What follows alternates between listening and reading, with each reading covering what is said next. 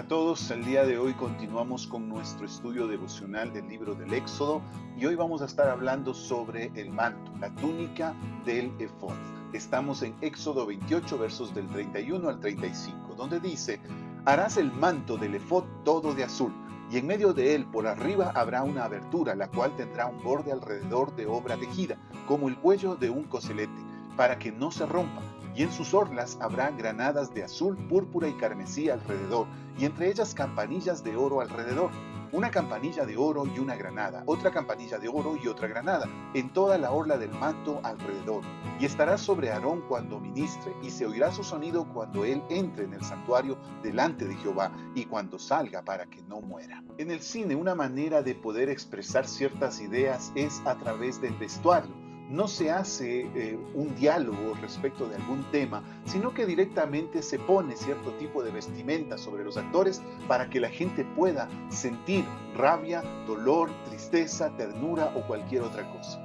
En el caso del santuario, cuando nosotros estamos viendo la descripción del sumo sacerdote y su vestimenta, vemos que también la manera como es descrita su manera de vestirse habla de lo que Dios esperaba que reflejara a los israelitas que estaban en ese momento contemplando este evento tan importante como era la presentación de los holocaustos y sacrificios una vez al año.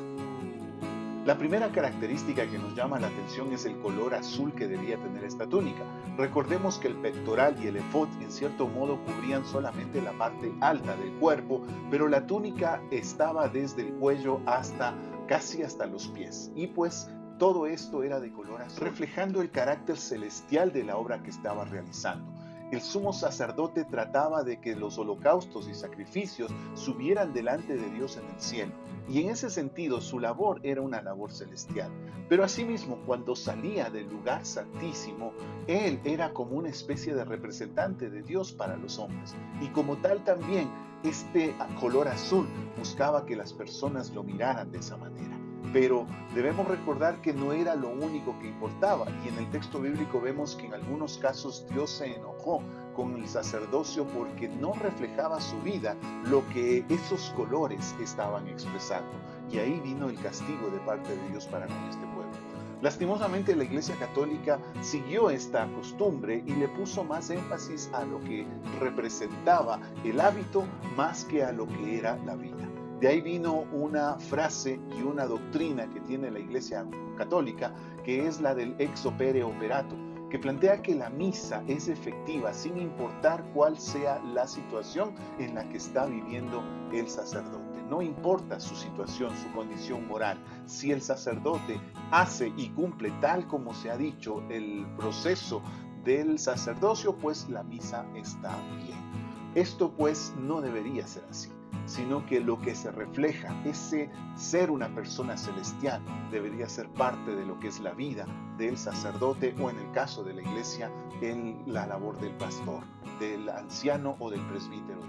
En segundo lugar, el texto dice que debían estar al final del manto unas como granadas. La granada era una fruta que era bastante apetitosa y que para los judíos y para todo el pueblo del Medio Oriente representaban la vida, representaban la fertilidad.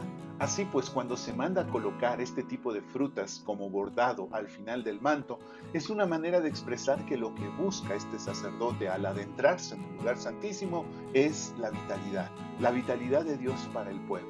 En palabras más del Nuevo Testamento, la gracia de Dios derramada sobre toda la nación. Eso es lo que se busca, y cuando nosotros nos acercamos al lugar santo, al lugar de Dios, debemos nosotros también recordar que lo que anhelamos es que la bendición, la gracia de Dios sea derramada sobre nosotros, sobre nuestras vidas y sobre toda la nación. Finalmente, el relato también nos dice que debía tener unas campanillas. No se sabe exactamente cuántas eran. Algunos estiman que había 72 campanillas al final del manto.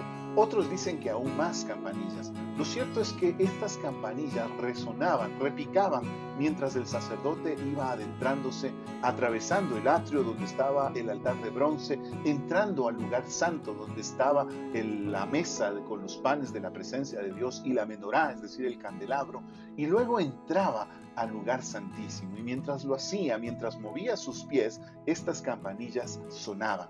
y el repicar de estas campanillas se escuchaba fuera del tabernáculo. Toda la gente estaba alrededor del tabernáculo en expectativa por este momento. Esto, recordémoslo, se hacía una vez al año, así que cuando se daba este evento, todo el pueblo estaba reunido, congregado, concentrado en lo que estaba pasando dentro del tabernáculo. Y pues esto también nos recuerda algo muy importante. El sumo sacerdote hace su labor no por sí mismo, no de manera independiente del pueblo, sino en representación del pueblo.